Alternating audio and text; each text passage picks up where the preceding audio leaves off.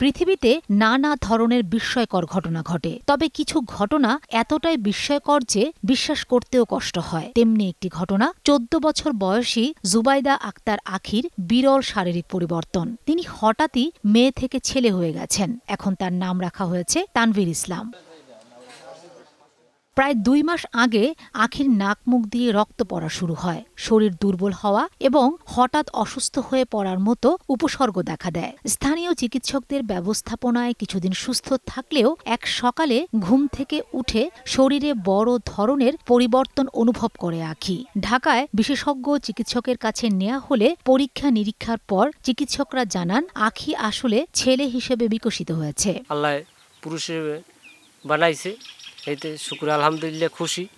আমাদের এইটাই দোয়া যে এইভাবে যেন আল্লাহ রাখে আর ও যেন সুস্থ আছে, এখন বর্তমানে সুস্থ থাকে, স্কুল মাদ্রাসায় যাই চায়, যদি ও হাফিজি পড়তে চায় তাহলে পড়ামু। দয়া করে ওর দিকে একটু মুখের দিকে তাকাইবেন, সবাই দোয়া করবেন। রাত্রি ঘুমাইছি, সকালে উঠে দেখছি যে পরিবর্তন, আমি তো আশ্চর্য হয়ে গেছি। তারপর আমার মার সাথে বলছি, সেও আশ্চর্য হয়ে গেছে। তারপর আমার বাবার সাথে বলছে পর সে বলছে যে আমরা কিছুদিন দেখি, এরকম যখন হয়েছে আমরা কিছুদিন দেখি যে কোনো পরিবর্তন হয় কিনা। দেখছি যে কোনো পরিবর্তন নেই। তারপর আমরা ঢাকা পাঠাইছি ডাক্তার দেখার জন্য। তারপর আমরা নিশ্চিত হইলাম যে পরিপূর্ণভাবে আমি ছেলে হয়েছি। তারপরে আমি বাড়ি এসেছি 1.5 মাস পর। আগে আমার নাক মুখ দিয়ে রক্ত পড়তো, আমি অনেক অসুস্থ ছিলাম। এখন আমি এটা ফিল করি না, এখন আমি অনেক সুস্থ আছি।